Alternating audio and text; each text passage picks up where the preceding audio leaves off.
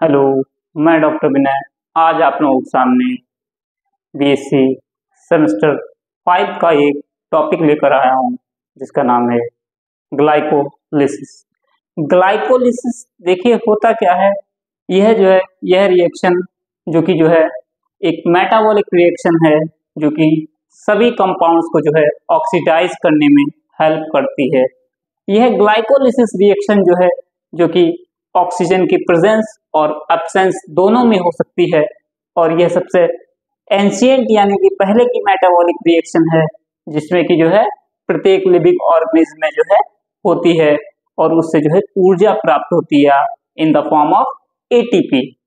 अब glycolytic reaction mostly आपने देखा होगा कि साइटोसोल में चलती है, लेकिन ट्राइपेनोसोमा में वो पहले के जो 7 स्टेप होते हैं वो ग्लाइकोसोम्स में होते हैं और यहाँ पर सभी प्रकार के कार्बोहाइड्रेट का वो ऑक्सीडेशन होता है। अब बात करें कि अगर प्लांट्स में तो वो ग्लाइकोलिटिक सबस्ट्रेट वो सुक्रोज होता है और एनिमल में वो ग्लूकोज होता है। तो यहाँ पर ग्लाइकोलिसिस रिएक्शन प्लांट में स्टार्ट होती है सुक्रोज से।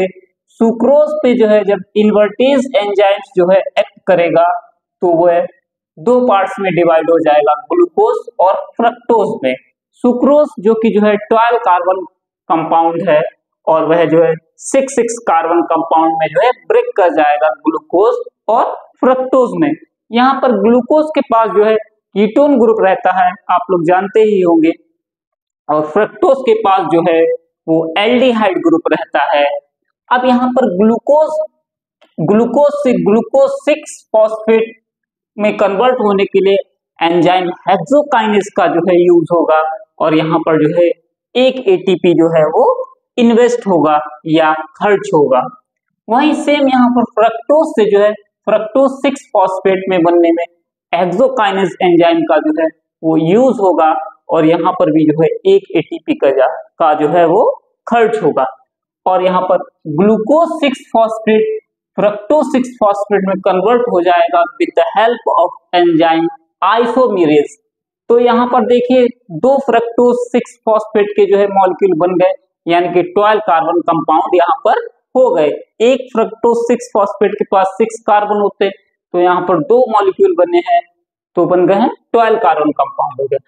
अब यहाँ पर fructose 6 phosphate with the help of enzyme फॉस्फोफ्रक्टोकाइनेज, जिसको एब्रिवेटेड फॉर्म में PFK लिख सकते हैं, यहाँ पर 2 ATP का यूज करके फ्रक्टोज 1,6 विस फॉस्फेट में कन्वर्ट हो जाएगा।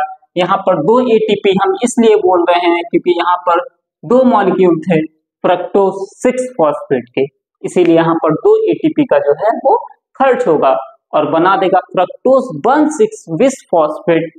और यहाँ तक सुक्रोज से लेकर के फ्रक्टोज 1,6 विस फॉस्फेट तक वो प्रिपरेटरी फेज कहलाती है, यानी कि यहाँ पर कह सकते हैं कि यहाँ पर वो प्रिपरेशन होता है कि किसी भी चीज का, जैसे कि एटीपी फॉर्मेशन के लिए यहाँ पर इन्वेस्टमेंट होता है, एटीपी का यहाँ पर वो इन्वेस्टमेंट होता है। अब आइए देखते हैं कि फ्रक्टोज 1,6 विस phosphate with the help of enzyme aldolase, क्योंकि यहाँ पर फ्रक्टोज के पास वो एल्डिहाइड ग्रुप होता है, तो फ्रक्टोज 1,6 विस फॉस्फेट वो डाइहाइड्रोक्सी एसीटोन फॉस्फेट में कन्वर्ट हो जाएगा, जो कि डाइहाइड्रोक्सी एसीटोन फॉस्फेट वो 3 कार्बन कंपाउंड है। तो यहाँ पर डाइहाइड्रोक्सी एसीटोन फॉस्फेट जो कि वो ट्रायोज आइसोमेरेज एंजाइम की प्रेजेंस में ग्लिसरील्डिहाइड 3 फॉस्फेट में कन्वर्ट हो जाएगा। और यहाँ पर ये देखिए ग्लिसरील्डिहाइड 3 फॉस्फेट जो कि 3 कार्बन कंपाउंड है, तो यहाँ पर 4 मॉलिक्यूल बनेंगे, यानी कि 4 × 3 12 12 कार्बन हो जाएंगे टोटल यहाँ पर, यानी कि 4 मॉलिक्यूल बनेंगे ग्लिसरील्डिहाइड 3 फॉस्फेट के। अब यहाँ पर ग्लिसरील्डिहाइड 3 फॉस्फेट ग्लिसरील्डिहाइड डीहाइड्रोजिनेज एंजाइम की प्रेजेंस में 1,3 विस फॉस्फोग्लिसरिक एसिड में कन्वर्ट हो जाएगा और इस स्टेप पर वो 4 NADH का फॉर्मेशन होगा। यहाँ पर एक इनहिबिटर वर्क करेगा जिसका नाम होगा आयोडोएसीटेट, यानी कि ग्लिसरॉल्डिहाइड 3-फॉस्फेट से 1,3-बिस-फॉस्फोग्लिसरिक एसिड में कन्वर्ट होने पर जो है 4 NADH का जो है फॉर्मेशन होगा और यहाँ पर एंजाइम वर्क करेगा ग्लिसरॉल्डिहाइड 3-फॉस्फेट। अब यहाँ पर 1,3-बिस-फॉस्फोग्लिसरिक एसिड बना है जो कि 3 कार्बन कंपाउंड है, तो यानी कि यहाँ पर टोटल 4 मॉलिक्यूल बनेंगे, तभी जाकर के जो है 12 कार्बन कंपाउंड बनेगा जो कि सुक्रोज था। अब 1,3-बिस-फॉस्फोग्लिसरिक एसिड जो कि एंजाइम ग्लिसरेट काइनेज की प्रेजेंस में जो है वो 3-फॉस्फोग्लिसरिक एसिड में जो है कन्वर्ट हो जाएगा जो कि 3 कार्बन कंपाउंड है, यानी कि 4 मॉलिक्यूल यहाँ पर जो है फॉस्फोग्लिसरिक एसिड के बनेंगे और यहाँ पर जो है 4 ATP का फॉर्मेशन होगा। यहाँ पर ग्लाइसरेट काइनेज के लिए एक इनहिबिटर का यूज होता है जिसको आर्सेनिक कहते हैं, यानी कि 1,3-बिस-फॉस्फोग्लिसरिक एसिड जो है फॉस्फोग्लिसरिक एसिड मॉलिक्यूल में कन्वर्ट हो जाएगा with the help of enzyme glycerate kinase और यहाँ पर 4 ATP का जो है वो फॉर्मेशन होगा। अब फॉस्फोग्लिसरिक एसिड जो है एंजाइम म्यूटेज की प्रेजेंस में जो है वो फॉस्फोग्लाइसरेट में कन्वर्ट हो जाएगा, यहाँ पर जिसके जो है 4 मॉलिक्यूल होंगे फॉस्फोग्लाइसरेट के। अब यहाँ पर एंजाइम फॉस्फोग्लाइसरेट जो है वह एंडोलेज एंजाइम की प्रेजेंस में फॉस्फोइनाइल पाइरुवेट में कन्वर्ट हो जाएगा। यहाँ पर मैग्नीशियम आयन एक कोफैक्टर की तरह जो है वो वर्क करेगा और यहाँ पर एंडोलेज का जो इनहिबिटर होगा वो फ्लोराइड होगा यहाँ पर, और फॉस्फोइनाइल पाइरुवेट जो कि 3 कार्बन कंपाउंड है, यानी कि 4 मॉलिक्यूल जो है फॉस्फोइनाइल पाइरुवेट के बनेंगे। अब एंजाइम यहाँ पर जो है वो वर्क करेगा पाइरुवेट काइनेज, यानी कि फॉस्फोइनाइल पाइरुवेट जो है एंजाइम पाइरुवेट काइनेज की प्रेजेंस में 4 पाइरुवेट में कन्वर्ट हो जाएगा। पाइरुवेट जो कि 3 कार्बन कंपाउंड है, यानी कि 4 मॉलिक्यूल जो है पाइरुवेट के बनेंगे। देखिए एक जो है ये तो रहा ग्लाइकोलिसिस का, यहाँ से देखिए फ्रक्टोज 1,6-बिस-फॉस्फेट से और पाइरुवेट बनने तक की प्रोसेस को पे ऑफ प्रोसेस कहते हैं, क्योंकि यहाँ पर ATP का फॉर्मेशन होता है और NADH का जो है वो फॉर्मेशन होता है। अब एक बाईपास रिएक्शन चलती है जो कि केवल प्लांट्स में होती है। यहाँ पर फॉस्फोइनाइल पाइरुवेट कार्बन डाइऑक्साइड के साथ मिलकर के in the presence of enzyme peptase ये ऑक्जेलिक एसिड में कन्वर्ट हो जाता है।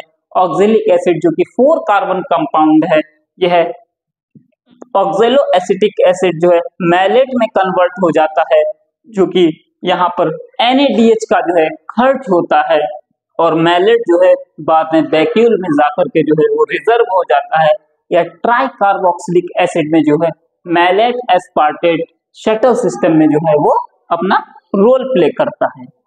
अब यहाँ पर बात करें अगर कि प्रिपरेटरी फेज और पे ऑफ फेज में जो है नेट रिएक्शन की बात करें कि तो हम लोगों ने देखा है कि सुक्रोज का मॉलिक्यूल यूज हुआ था, 4 NAD जो है वो खर्च हुए थे। यहाँ पर देखिए 4 NAD का जो है वो यहाँ पर जो है वो इन्वेस्टमेंट हुआ था, ये देखिए 4 NAD और यहाँ पर 4 ATP का जो है वो खर्च हुआ था, 4 ATP, यानी कि जो है हम लोगों को जो है टोटल जो है मिलेगा 4 पाइरुवेट के मॉलिक्यूल मिलेगा, 4 NADH मिलेगा और 4 ATP मिलेगा। देखिए टोटल बात करते हैं अगर ATP फॉर्मेशन की, तो ग्लाइकोलिसिस में सुक्रोज के जो है ग्लाइकोलिसिस में वह जो है टोटल 8 ATP का फॉर्मेशन हो जाता है, लेकिन देखा जाए तो 4 जो है वो प्रिपरेटरी फेज में जो है वो खर्च हो जाते हैं। तो नेट ATP की बात करते हैं तो वो 4 ATP नेट ATP मिलेंगे और 4 NADH का फॉर्मेशन होता है, प्लस हमको जो है 4 जो है पाइरुवेट के मॉलिक्यूल मिलते हैं। तो आशा करते हैं कि आपको ग्लाइकोलिसिस जो है वो आज अच्छे से समझ में आया होगा।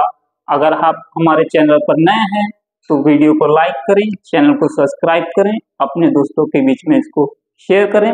जय हिंद, जय भारत, थैंक यू।